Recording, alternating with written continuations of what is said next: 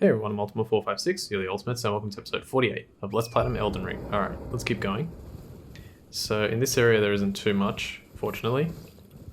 There's a lot of like wide expanse and not much here, but some places are very densely filled. This is not one of them. However, it's still going to take a while to get through, so fingers crossed I can do this quick. Alright, who's attacking me?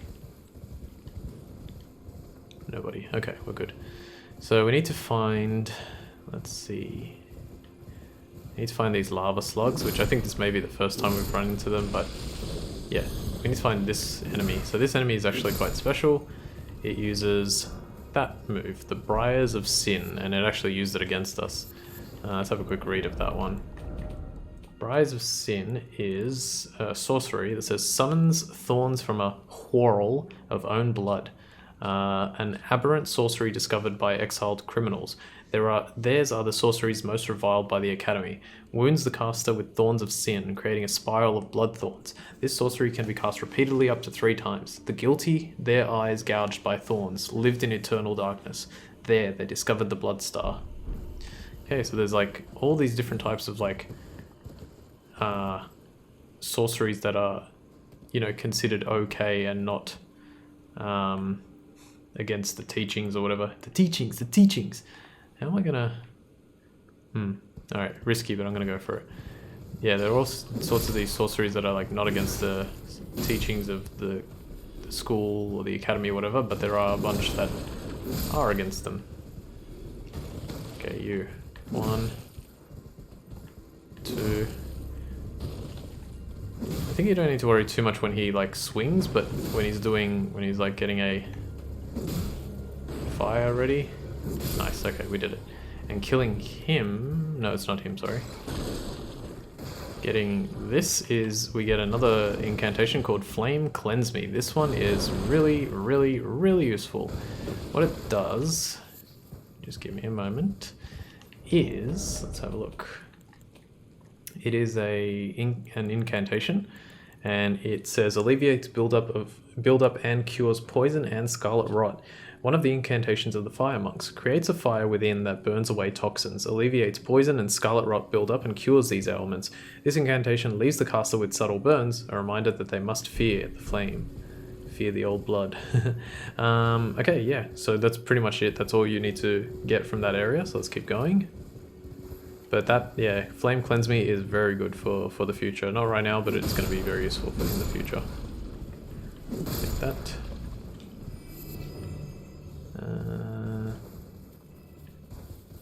Okay, get you.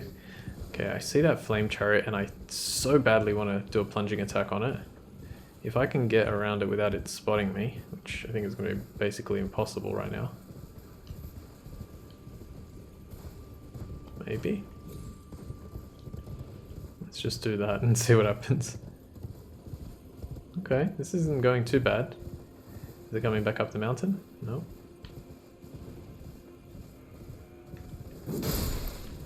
Yeah, when these guys are unaware, you do a lot of damage on them. I'm gonna let that Flame Chariot go and like wander around the place. Here we go, texture pop in. But I'll try and fight it in a moment. Let's take out all these guys. Where's the horn? There we go. Beautiful. That worked out really well. Why are you going so far away? Jeez. Come back. Okay, oh, let's read another one of these. I feel like I saw one in a previous episode and I forgot to read it, but maybe I was looking at this one. It seems kind of far away though. The Second Liurnian War. No victory for the Golden, nor for the Moon. No prize but atonement. The birth of a vow. Okay, so no prize for the Golden is the Erd Tree, the side of the Erd Tree, nor for the Moon is the side of the Relicaria Academy.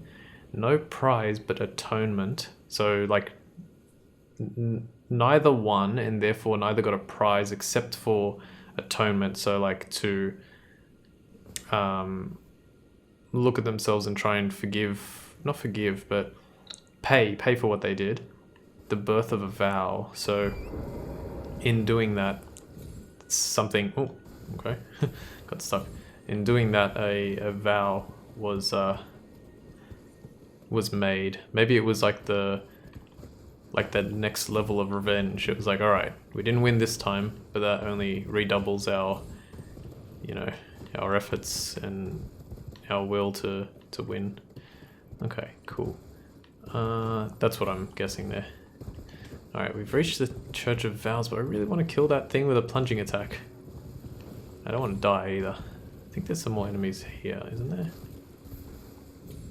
Or something. Okay, what we'll do is let's grab this.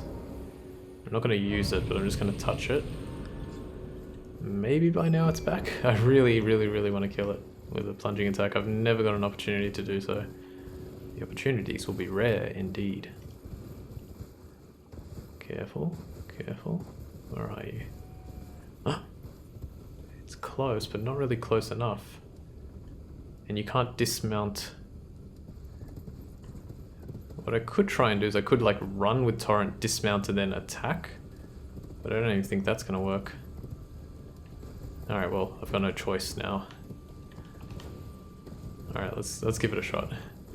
Let me just aim this correctly. Alright. That was dumb. I was like, oh, I did 861 damage. Nope, that was what I took. You know what? If I actually get up here quick enough, I might be able to put it right next to the cliff.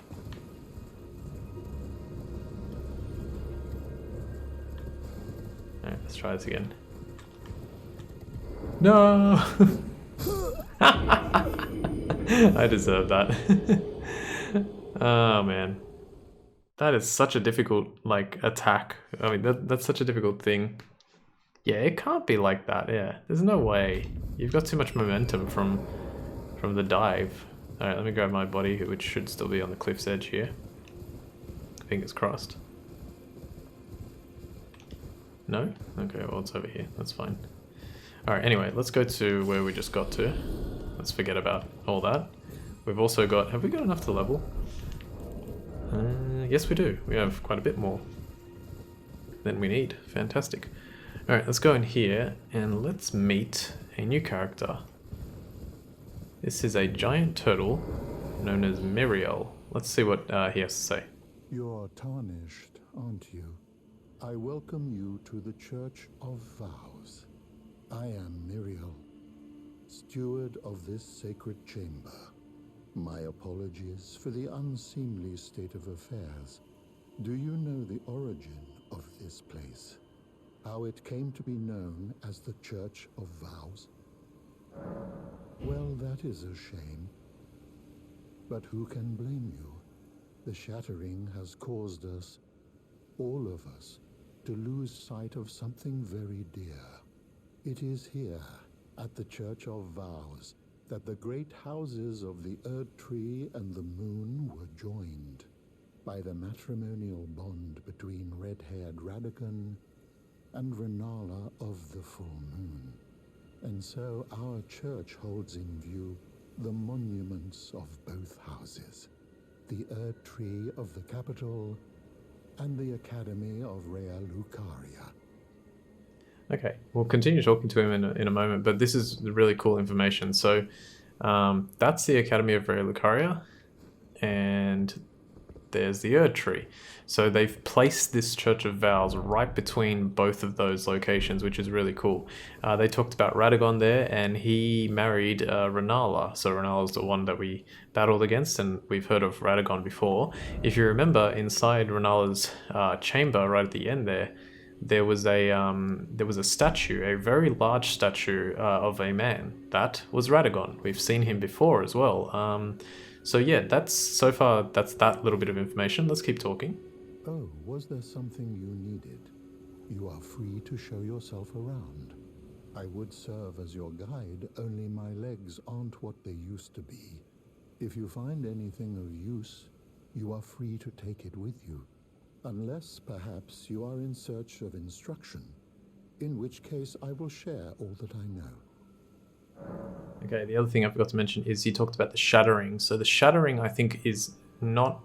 It might be when the Elden Ring was shattered, but I think the shattering is the war. So there was a war between the Erd Tree, like the followers of the Erd Tree and the followers of the Academy, and I think that Radagon and Renala's marriage was able to was able to, like, appease that war or put the war to rest. I think that's what it is. Let's study some sorcery. He's got Magic Glint Blade and Carrion Greatsword. Let's just grab both. Got the runes to do it. Incantations. He's got Blessing's Boon. Let's grab that as well. We can give him some scrolls. We can give him the Conspectus and Academy scrolls. Let's do that. Oh, what have we here? Very well, let us both learn together. Heresy is not native to the world. It is but a contrivance. All things can be conjoined. Okay, and Academy scroll. Oh, what have we? Very Same well. thing. Heresy is all thing. Alright, so we can get the... yeah, we can get Swift Glintstone Shard. We're only a few from that. Geez, these cost a lot. Let's hang on. I'm just going to quickly use a single 400 just so I can buy at least that one. I'm going to be low on runes. That's alright. We'll grab that.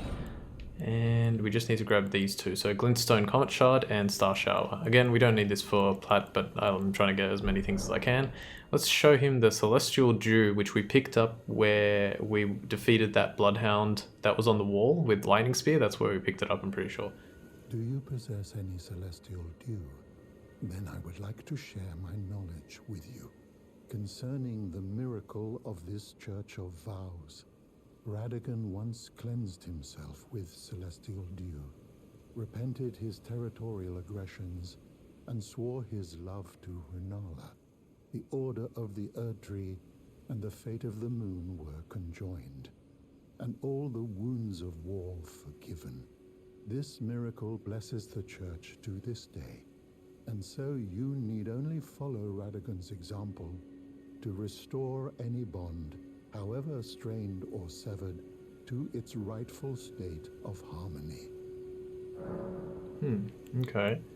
Let's talk about the miracle. To experience the miracle, kneel in the basin at the back and cleanse yourself with Celestial Dew. Absolution will be yours. Any bond, no matter how strained or even severed, will be put to rights. Okay, so that's basically saying if you attack an NPC, like a friendly NPC, and they're angry with you, then, or you even kill them, you can use Celestial Dew to prevent them from aiding you or bring them back to life, I think. Alright, let's talk a little bit more. My faith does not waver. The miracle rooted in these grounds will once again mend the world. And this time, its bounty will not be squandered. If you would be Elden Lord, tarnished, I hope that you too will share my faith. Okay. Anything else about Radagon? You wish to know more of Lord Radagon? Lord Radagon was a great champion, possessed of flowing red locks. He came to these lands at the head of a great golden host. When he met Lady Renala in battle, he soon repented his territorial aggressions there, and became husband to the Carian queen. However, when Godfrey, first Elden Lord, was hounded from the lands between, Radagon left Renala to return to the Erdtree capital, becoming Queen Marika's second husband and king consort, taking the title of Second Elden Lord. The mystery endures to this day as to why Lord Radagon would cast Lady Renala aside, and moreover, why a mere champion would be chosen for the seat of Elden Lord. Very interesting. The oxymoronic sentence of mere champion is confusing, but essentially Radagon seems like a good guy. Like, he seems like he went to be with Renala so that he could stop a war, but then he went back to the Erdtree to, like, also try and, keep the peace. So he does seem like he's doing a good thing. But yeah, there's a lot of information there about him. He had red flowing hair. Let's remember that as well, just so that way if we see, well, we saw the Radagon icon, the one the talisman that shortens spellcasting time. That's Radagon with his red flowing hair. So yeah, it's a very distinct feature of that character. Anything about Renala? You wish to know more of Lady Renala? She is queen, head of the Carian royal family, and governor of the Academy of Rea Lucaria, the great and beautiful full moon witch. Sadly, her heart was broken when Lord Radagon left her, and then, when the Academy rebelled against the royals, she was locked away in the Grand Library. Okay, so I think that's why Renala is sort of like in a down mood. Like she's not, she's sad. She's holding on to the egg. There is something that reveals something, but I don't know if it's come up already in the game or if it was during practice. I'll try and remember when it comes up. I think it was in practice, so I'll try and remember eventually. Let's leave him. Okay, cool. There's a treasure chest over here that we can collect. Yeah, that's really, that's a lot of information and it's good. Gold sewing needle and golden tailoring tools. One other thing I want to say before I read those is I really enjoy the story of this game. Like, I'm finding it so much more interesting than the other FromSoft games. Probably like Bloodborne is interesting and Sekiro is interesting as well. The Dark Souls games are interesting as well, but they're just much harder to work out. And I don't know, I've just been putting my mind to really focusing as much as I can on the story of this game, and it's really good because it is simple, and then there's like different intricacies involved. So I really like it. Gold sewing needle, special sewing needle for demigod attire. Unique item made to alter demigod attire. One of the tools brought by Radagon when he entered into marriage with Renala, Queen of the Full Moon, and joined the Carian line. Okay. And tailoring tools made from gold. Tools brought with the red-haired radiator. With these, even demigod attire can be altered at a site of grace. So I will explain that as well eventually. Here is Thops's bell bearing. Sorcerer Thops's bell bearing, found upon his perished flesh, offered to the twin maiden husks at the Round Table Hall to gain access to new items. It's basically just the stuff that he was already selling. I don't think there's anything extra you can get. Thank you to one of my viewers, Rowdy Robot, I think it was. You pointed out that if you look at the maps in your key items, there is little bits of information. So let's read a few. And actually, if you really look at the map, like it's exactly the piece of the map that it shows. So for example, that was Limgrave West, which is like this section, and you can actually see, yeah. So it's like, I wish you could move faster, but it's like here's the outline of where that piece of map, kind of like what it shows. And thank you, Plane, for going by right now. Anyway, let's read. So there's some pretty crazy words in here. Map of the western region of Limgrave. I looked this up yesterday. The domain of Limgrave is how you pronounce that apparently. Far south of the Erdtree. Is bordered to the northwest by the cliffs of Stormvale. Yep. And under its ever-clouded skies roll the great steppes of the Pale Lands. Alright, yeah. Domain, I looked up the definition. I couldn't really work out. It's kind of like domain, but it's not. It is different. It's something like, is it like the piece of land that is under control by like the ruler of the area or something? So like, let's say there's like a king, and he is, the king of Limgrave. So his domain might be, this section of Limgrave or something like that. I think that's sort of what it is. Let's look at Limgrave East. Other than the Mistwood, which envelops the south, it is known for its lands which lead to Caelid, a path trod by many a soldier in the past. So you can just barely see that, and I'll show you Caelid. Just down here, it opens up a small section of Caelid here, which we'll eventually get to explore as well. Next one is Weeping Peninsula. This one's cool. The peninsula to Limgrave's south, is named for its unceasing rainfall, redolent of lament. So redolent is another word that's pretty vocab there. So what's really cool about this one is I was like, why is it, I think I even maybe said this, I was like, why is it called the Weeping Peninsula? So it's called the Weeping Peninsula because of all the rain. It just keeps raining there, which actually makes the lightning attacks very strong, and you get the lightning strike ability there too. And you can pick up some Fulgur Bloom, which we did. Unceasing rainfall, redolent of lament. Redolent means like filled with, there was another word there's another word that starts with RE, and I can't think of it right now, but it's like reminiscent as well. Not quite reminiscent, but like filled with, essentially, redolent. It has a lot of, and then lament is like sadness and sorrow, which is an amazing song from the Naruto OST. If you want to cry, listen to that song. Anyway, Leonia East. The majority of Leonia, known for its vast forests and ever-present fog, is sinking into a lake. The eastern coast is home to a high road running north and south. So the majority of Leonia, known for its vast forests and ever-present. So Leonia was like more foresty in the middle, and then eventually it sunk into the lake. Is that what we're reading into that? That sounds like potentially what it could be. Very interesting. And that's why it's called like Leonia of the Lakes. So yeah, now it's, maybe it was originally just Leonia, now it's of the lakes, because it's actually like the lakes have become part of the consistency of the area.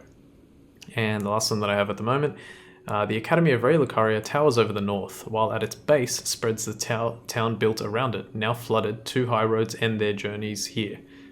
Okay, yeah, and I guess that makes sense. Like the Academy town, gate town, like sunk into the lake as well, which is why those buildings are all like submerged.